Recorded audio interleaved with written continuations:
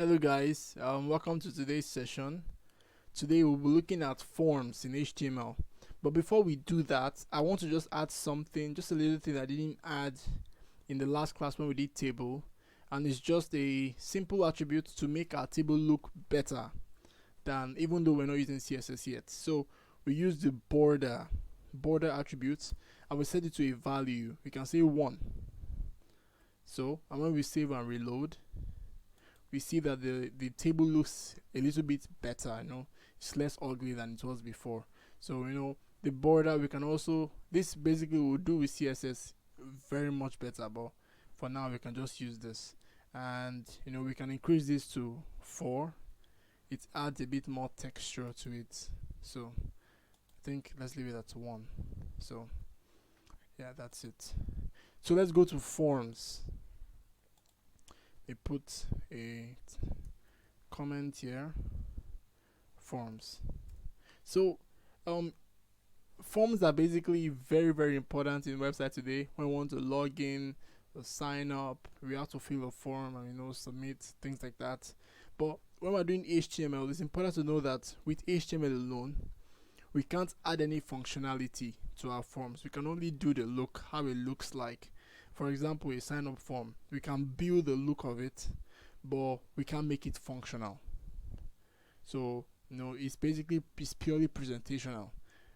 We use PHP or some other kind of dynamic language to do those kind of things. So to put in a form, we use the form tag, form, and then we have to put in a label. What do you want to put? Is it first name? We have to put a label, and we use the label tag, and we say, okay, first name, first name. You can also put a column there. So first name. Now we have to put in the input tag. That's where we want to put our first name, and we use the input.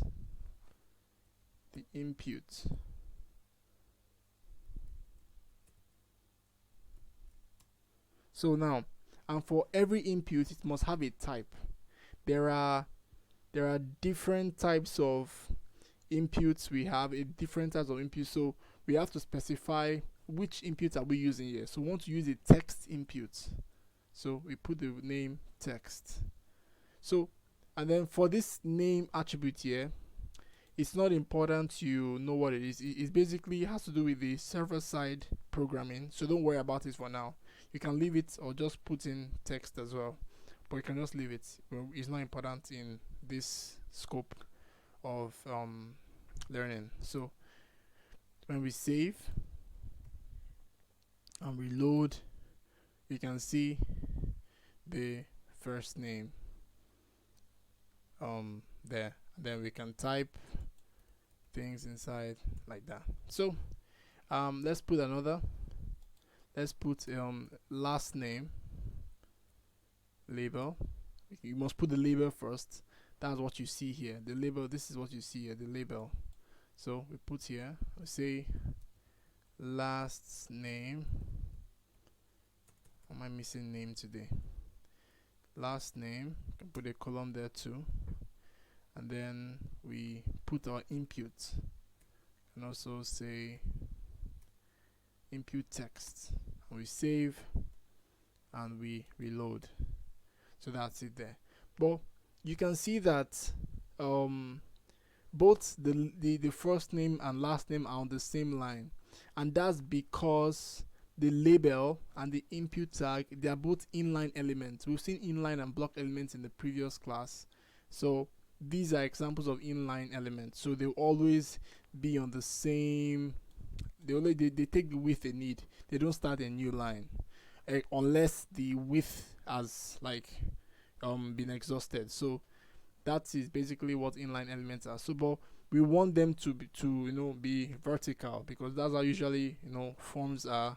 You have one on top, the other one under. So we can wrap it up in a div, and we can wrap it up in a div. So let me put a div here, and we put the end div, the end tag.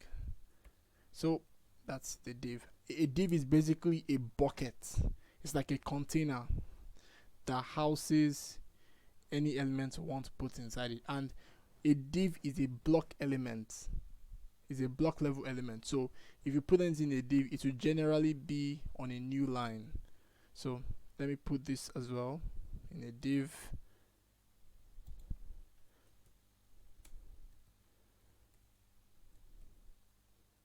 Then close the div. So if I save this, now you can see that they are on a new line. But they are too mushed up. So let's just put a line break between them.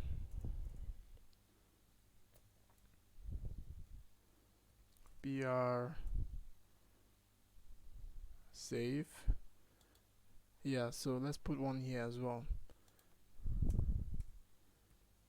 BR, can even put a horizontal row, put on another line break. So yeah, so that's looking better now. You know, we'll use, if we were using CSS, we won't have to put all this BR, HR, you know, we use CSS to do everything neatly. But at least while this is the scope of the class, so we'll just use HTML to do all this. So let's go to so let's do also let's do email. So let me just copy this so we don't have to always.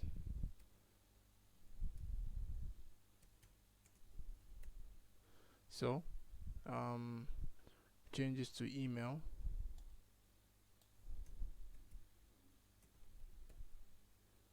And then we put in the type. So for this type, now we can always leave it at text as well, but then with HTML5 we have a better input tag for email, and they introduced the inputs called email. So the email type input has some new function characteristics to it, that it can even validate your email itself. If it's not correct, it will give you an error message that, oh, it's not correct. So those are one of the added things we have in HTML5. So we have the email type input. So we do that, we save, reload, we have the email. So let's also do a message. So a message, put this here as message. But now for this message, we're not going to use an input. Let's use a text area. A text area is basically a larger space where you can write more. You can write like a larger amount of text. So it's basically it's called a text area. Let's use a text area. We can just put a name, message. This is not important. It's just I just want to put it. So I don't want to leave it blank. So you can see that it's different from the input. It's wider, and we have a function here where we can make it larger as we like. So that's basically the text area. So let's also do let's also do a select list. Yeah, so when you're doing forms, you definitely have a select list where you can select maybe your gender or nationality. So let's do a select list. Let's label it. Let me first put the div. So let's call it gender. So for a select list, we don't use inputs, we use a select tag.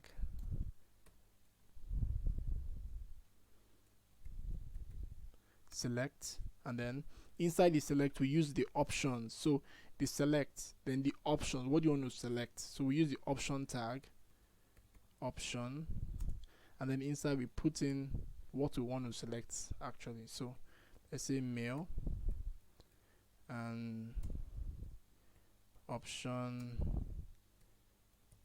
female, and I would say we should add other, because as we know, the world's a crazy place. So just to be politically correct, let's just put other. So if I reload here,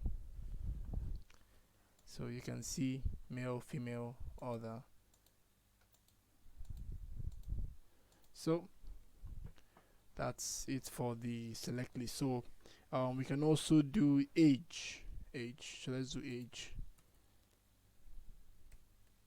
So for age, we put in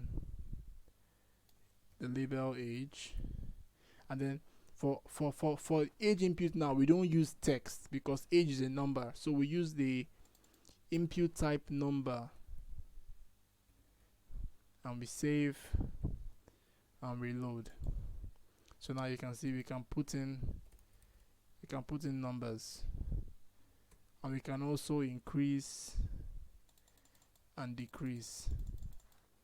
But there's another thing we can do with our input here. We can put in a value such that as it appears, it gives you a default value before you can change it. And we can just, okay, let's just say we put a default value of 18. So when we reload, we see a default value there, 18, and now we can increase or still change it as we like. So yeah, that's it. So let's also do dates. Yeah, dates. We have to put dates. We can just do a birthday. So let's call this birthday.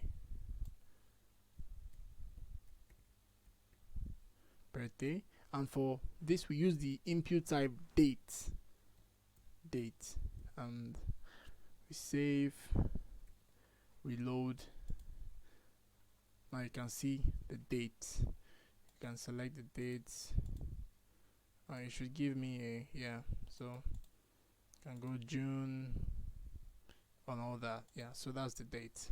So and then also, of course, when you finish all your forms, you need to have a submit button. So we do the input,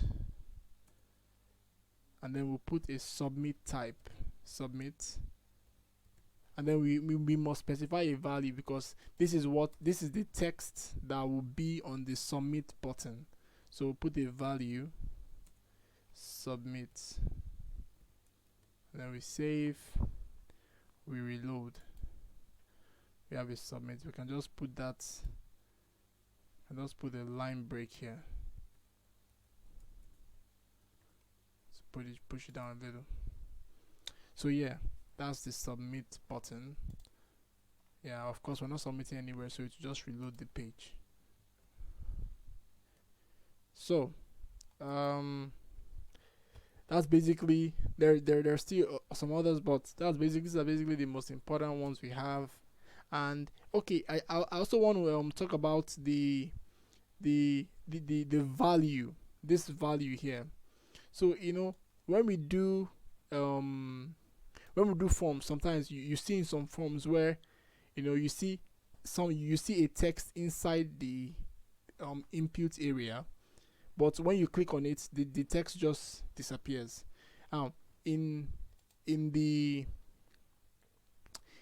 early days of HTML, when we want to do something like that, we use the value, and we say something like enter your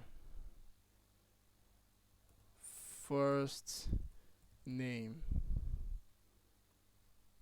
Let me see. Your first name. So if we reload, you see it inside here.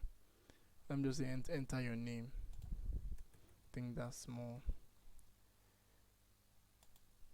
So you see inside here, but when you click on it, in this sense, we still see the text.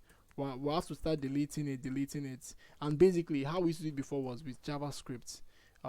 You have to do JavaScript such that when you click on the input area, it disappears.